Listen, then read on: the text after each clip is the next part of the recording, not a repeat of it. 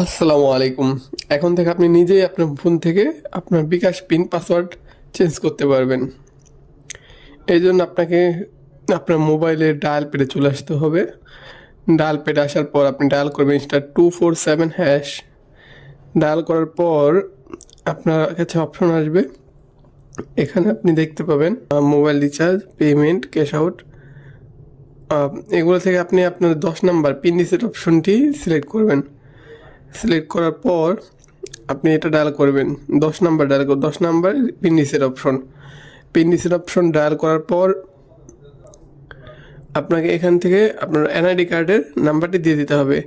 আপনি যদি driving licence অথবা পাসপোর্ট দিয়েও খুলে থাকেন তবে পাসপোর্ট নাম্বারটাই দিতে হবে এখানে, যেহেতু বেশিরভাগ মানুষই এনআইডি কার্ড দিয়েই তাদের বিকাশ অ্যাকাউন্টটি খুলে। তাই আপনি এখানে বিকাশ অ্যাকাউন্টে আপনার এনআইডি কার্ডের নাম্বারটা দিয়ে দিবেন। এনআইডি কার্ড নাম্বার দেওয়ার পর এখানে আবার আপনার কাছ থেকে আপনার বার্থ সার্টিফিকেট অর্থাৎ আপনার জন্মসাল আইডি কার্ড অনুযায়ী সেইভাবে আপনি এনআইডি কার্ডের জন্মসালটা দিয়ে দিবেন। তারপর এখানে একটু অপশন আসবে যেখানে লেখা থাকবে আপনার 10 আউটগোয়িং ট্রানজ্যাকশন ইন 30 days, অর্থাৎ 30 দিনের ভিতর আপনি যেরকম আউটগোয়িং লেনদেনগুলো করেছেন সেগুলো যে কোনো একটি, অর্থাৎ আপনি লাস্ট যেই ট্রানজ্যাকশন করেছেন, সেন্ড মানি হলে সেন্ড মানি, মোবাইল রিচার্জ হলে মোবাইল রিচার্জ, ক্যাশ আউট হলে ক্যাশ আউট।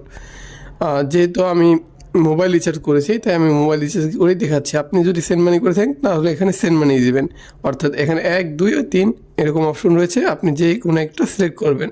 এখানে অপশনটি আসবে আপনি কত টাকা লেনদেনটা করেছেন লাস্ট। আপনি যদি 5,000 করে থাকেন তাহলে এখানে 5,000 লিখবেন। আপনি যদি 10,000 করে থাকেন তাহলে 10,000 করবেন, অথবা আপনি যাই এরকম অ্যামাউন্টের লেনদেনটা লাস্ট করেছেন সেটা এখানে উল্লেখ করবেন। 50 টাকা রিচার্জ করে 50 টাকা।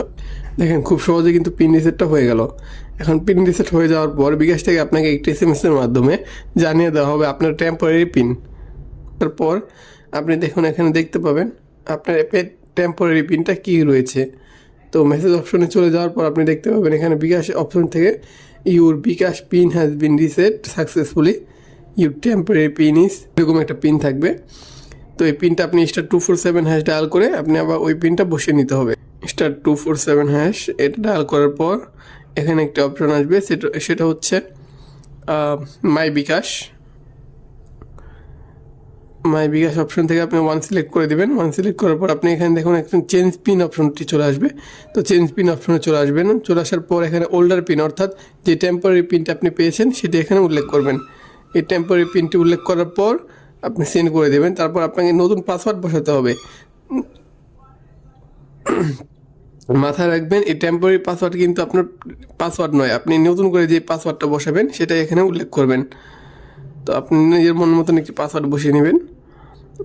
বসিয়ে নেওয়ার পর আবার একবার কনফার্ম করে নেবেন এই পাসওয়ার্ডটা।